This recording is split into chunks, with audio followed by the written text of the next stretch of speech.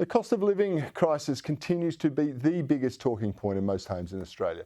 Inflation hit 7.8% in December, its highest level in 23 years.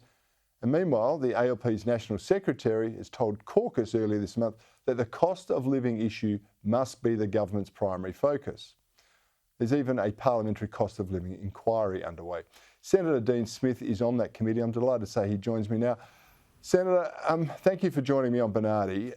Everyone knows that prices are going up. So what's the committee hoping to achieve? What are your goals with it? Well, Cory, it's great to be here and thanks very much for the invitation. Everyone understands how the cost of living pressures are affecting their households, affecting their businesses. The challenge now is to make sure that Jim Chalmers and Anthony Albanese understand that this is an issue top of mind for many, many Australian households. Unfortunately, the evidence is it's getting more and more serious. It's not getting easier for households. So one of the purposes of the inquiry, the parliamentary inquiry, is to bring the seriousness and the urgency of the matter to the attention of Jim Chalmers and Anthony Albanese. Well, the ALP National Secretary did tell the caucus it should be their main priority and their main focus. What have the government actually done in order to address the cost of living crisis, which is gripping all of us? Well, first point, I think it's quite a revelation that the Labor Party parliamentarians had to hear from the Labor Party National Secretary that cost of living pressures should be number one priority for the government.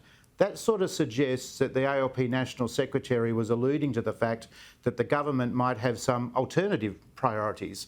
So I think in that revelation that we heard last week, I think it's a powerful demonstration that Labor parliamentarians are not close to their electorates. Labor parliamentarians are not hearing about the cost of living challenges that are impacting Australian households. So I think we would all agree that the matter is now top of mind for so many Australians, no matter where they might live across our country. We need to make it top of mind for the government.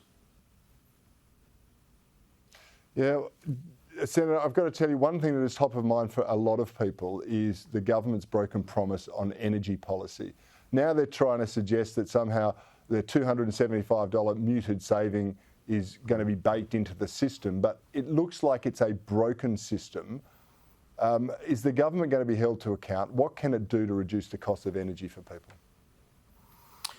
Well, we've seen since the election of the government, Labor sort of crab walking away from its commitment that it would reduce energy prices by $275. They've said it on no less than 97 occasions. So now we hear that they're sort of not mentioning it at all, trying to walk away from that commitment.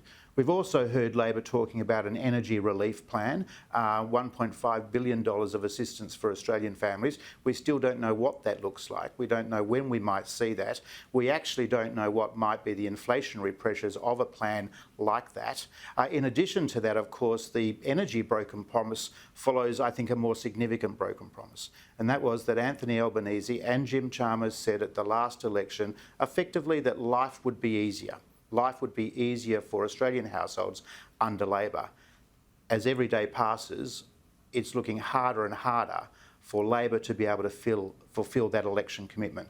So these are worrying times for Australian households, and the challenge now is for Jim Chalmers and to Anthony Albanese to make this the top of mind issue. And in 9 weeks' time, we will see Labor's second budget, and we will see whether or not they have fully understood the magnitude of this issue, the crushing effect it is having on household budgets, and we'll get to see if any plan that Labor might bring forward.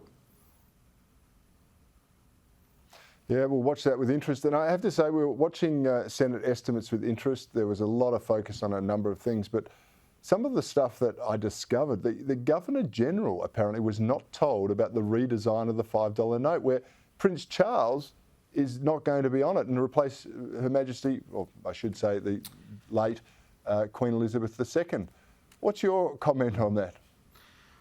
Well, I think Australians, whether or not they're strong constitutionalists like ourselves, Cory, or whether they're even Republicans, Australians would have thought that at the minimum there would have been common courtesy extended to the new king. So it was revealed at Senate estimates at the Finance and Public Admin Committee, of which you've had a lot of experience. It was revealed that the government did not tell the Governor-General of its comfortableness with the monarch being removed from the $5 note. Indeed, the Governor-General's secretary revealed to the committee that he discovered it by way of media release. He took the initiative to exercise the courtesy and to alert Buckingham Palace. This is a gross error, gross lack of courtesy on behalf of the Prime Minister, and I hope that at the next series of estimates, the Governor-General's office will be able to say that the Prime Minister provided an apology to the King. Yes, it's convention. We know how the Senate and the Parliament operates with convention. Same with the discussions around many of our notable office holders. This seems to be a very, very big breach. Senator Dean Smith, thank you so much for your time and joining me on Bernardi tonight. I really appreciate it and look forward to doing it again very, very soon.